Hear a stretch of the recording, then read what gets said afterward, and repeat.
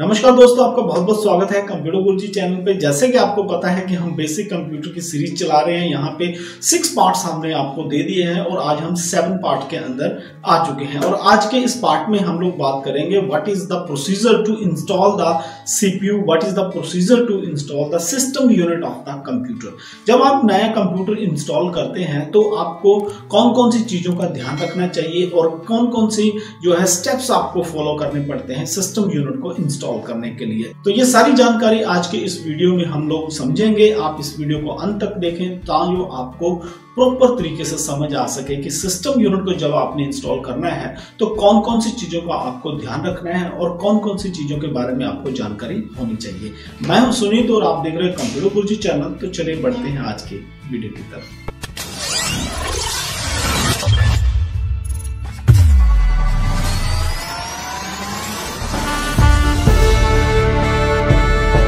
Well friend, जब हम installation करते हैं कंप्यूटर सिस्टम की या आप बोले कि सिस्टम यूनिट की जब इंस्टॉलेशन करते हैं तो सबसे पहले हमें ये जानकारी होनी बहुत जरूरी है कि सिस्टम यूनिट जो होता है उसके अंदर कौन कौन सी पोर्ट्स होती हैं, कौन कौन सी सॉकेट्स होती हैं और उनके क्या क्या फंक्शंस होते हैं।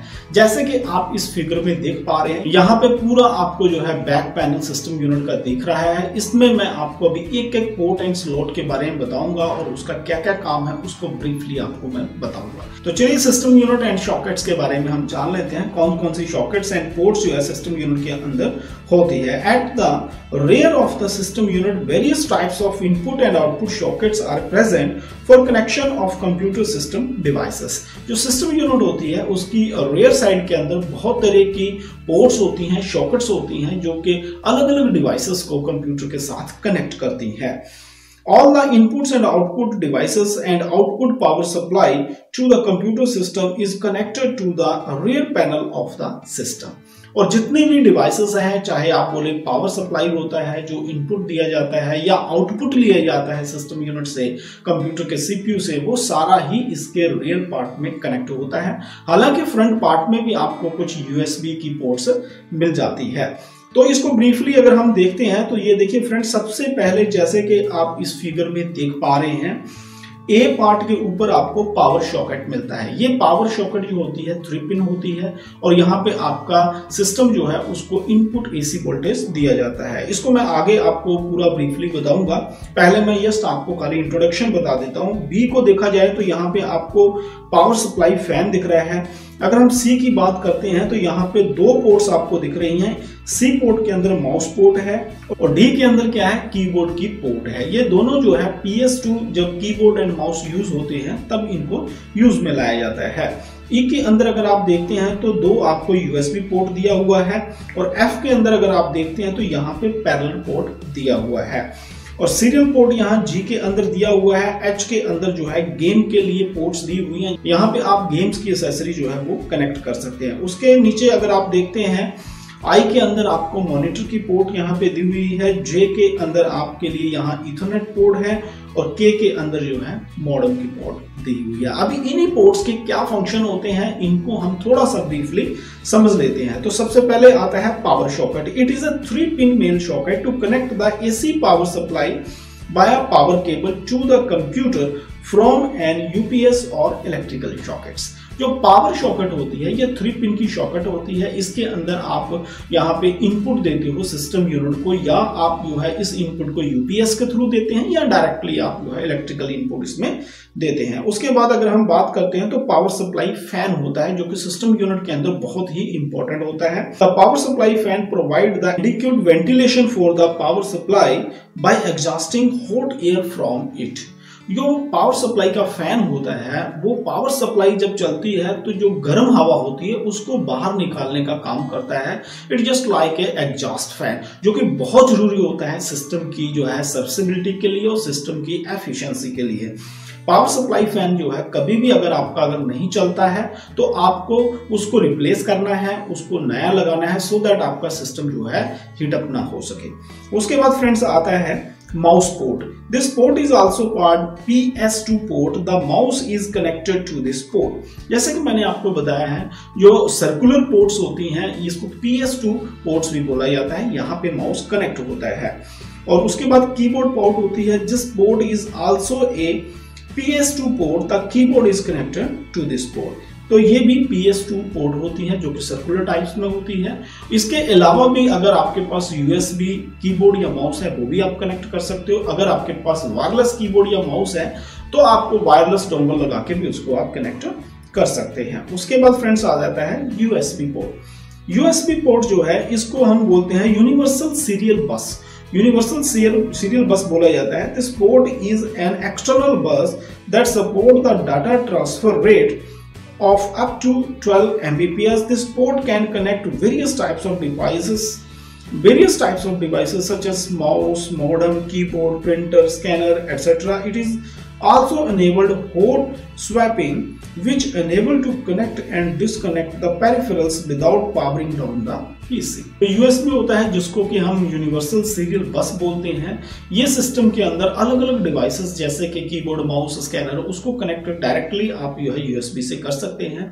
और USB का सबसे बड़ा बेनिफिट ये होता है कि सिस्टम को बिना ऑन ऑफ किए ही आप किसी भी डिवाइस को इसके साथ कनेक्ट कर सकते हैं।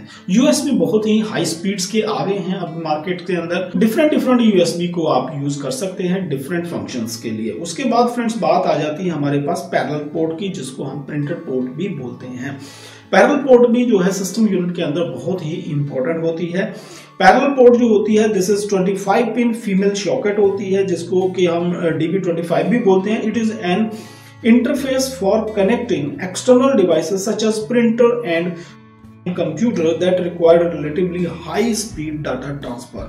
It supports bidirectional communication। उसके बाद फ्रेंड्स आती है पैरेलल पोर्ट के बाद आ जाता है सीरियल पोर्ट, जिसको कि हम कम्युनिकेशन पोर्ट भी बोलते हैं। This port is an interface for the serial communication being transmission at 1 bit at a time. Serial port जो होती है इसको कम्युनिकेशन पोर्ट भी बोला जाता है। और इस पोर्ट के अंदर क्या होता है, आप 1 बिट जो है एट ए टाइम जो है वो ट्रांसफर कर सकते हैं। This port can be used to connect the computer peripherals such as the modem, mouse etcetera. ये सीरियल पोर्ट है, इसके अंदर बेसिकली जो है मॉडेम वगैरह कनेक्ट किए जाते हैं। उसके बाद फ्रेंड्स आ जाती है game port. It is a 15 pin female analogue port. ये 15 पिन का फीमेल एनालॉग पोर्ट होता है। This is not a digital port. It is used to connect the game controller such as the joystick etcetera.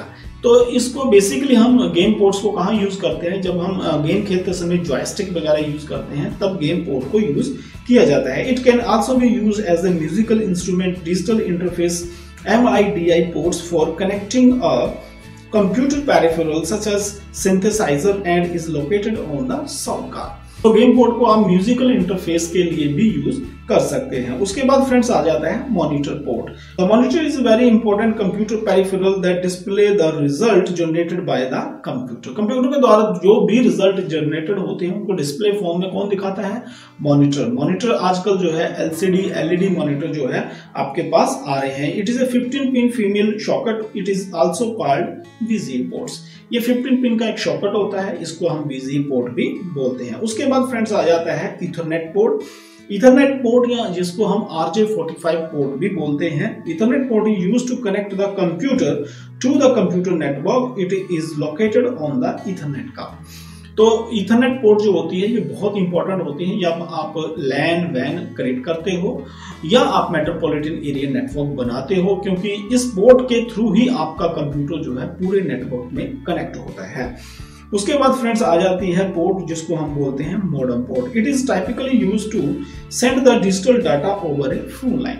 Modem port जो होती है ये क्या करती है, डिजिटल डाटा जो होता है आपके कंप्यूटर का डाटा उसको टेलीफोन लाइन के ऊपर ट्रांसमिट करवाता है एज वेल एज रिसीव करवाता है। सो फ्रेंड ये थी ports and sockets of the system unit. जब भी आप सिस्टम यूनिट को इंस्टॉल करते हैं या आप कंप्यूटर सिस्टम को इंस्टॉल करते हैं तो इन पोर्ट्स के बारे में आपको जानकारी होनी बहुत जरूरी है कि कौन सी पोर्ट के ऊपर कौन सी इनपुट डिवाइस या कौन सी पोर्ट के ऊपर कौन सी आउटपुट डिवाइस लगेगा। सो आई होप कि ये छोटा सा video about the installation of computer and introduction to the ports आपको बहुत ही अच्छे से समझ आया होगा। अगर आपका कोई भी डाउट, कोई भी क्वेश्चन, कोई भी क्वेरी हो तो आप हमें कमेंट बॉक्स में लिख के जरूर बताएं, सो दैट हमारी टीम जो है उसको रिजॉल्व कर सके।